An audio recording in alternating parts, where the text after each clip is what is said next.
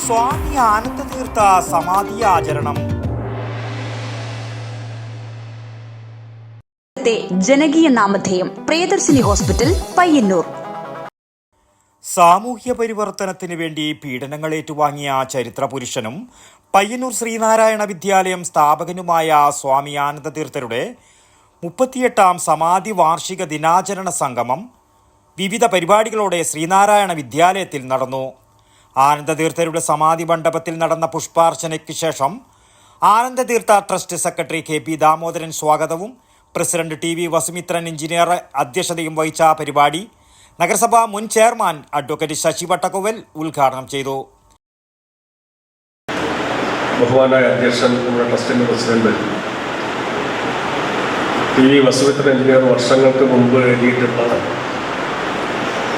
ഒരു ലേഖനത്തിൻ്റെ തലവാചകം ഞാൻ സാന്ദർഭികമായി ഓർക്കുക. കലാപകാരിയായിട്ടുള്ള സന്യാസി.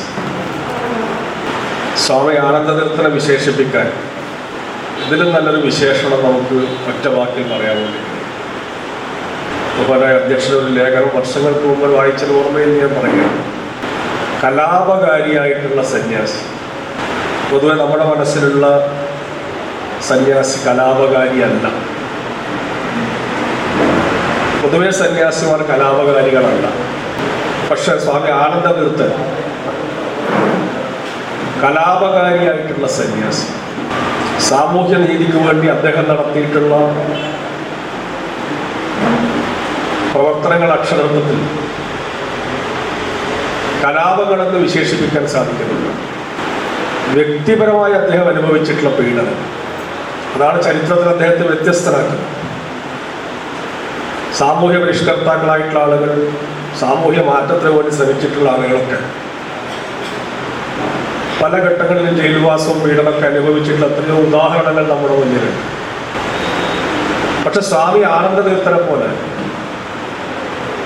സാമൂഹ്യ മാറ്റത്തിന് വേണ്ടി പീഡനങ്ങൾ ഏറ്റുവാങ്ങിയിട്ടുള്ള ഒരു സന്യാസി വരിയ ഇന്ത്യ ചരിത്രത്തിൽ തന്നെ എത്ര പേരുണ്ട്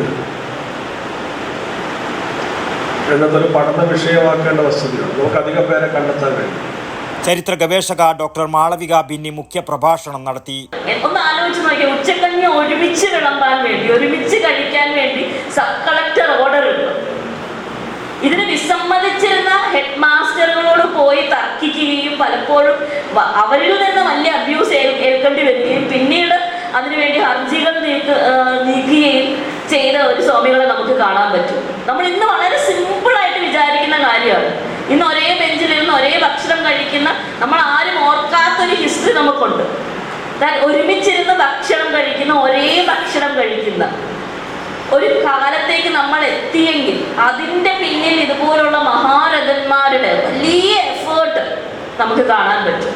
എഴുത്തുകാരൻ രാജു കാട്ടുപുനം, ഭാസ്കരൻ കൂരാറത്ത് എന്നിവർ സംസാരിച്ചു. ദേശീയ തലത്തിലുള്ള NMMS സ്കോളർഷിപ്പ് നേടിയ ഇവിടെ താമസിച്ചു പഠിക്കുന്ന ഈ ആദിദേവിനെ വേദിയിൽ വെച്ച് ട്രസ്റ്റ് വക ഉപഹാരവും ക്യാഷ് പ്രൈസും നൽകി അനുമോദിച്ചു. നിടിയേങ്ങ സ്വദേശിയായ ആദിദേവ് പയ്യന്നൂർ ഹൈസ്കൂൾ വിദ്യാർത്ഥിയാണ്. ചടങ്ങിന് ട്രസ്റ്റ് ട്രഷറർ K. കൃഷ്ണൻ നന്ദി പറഞ്ഞു. തുടർന്ന് പ്രീതിഭോജനവും നടന്നു. News bureau, Payyanur.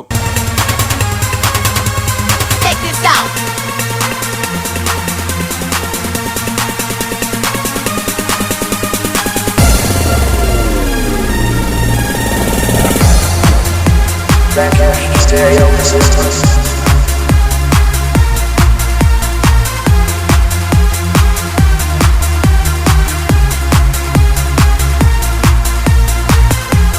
IC Moon Ice Cream, a Janata Charitable Society product.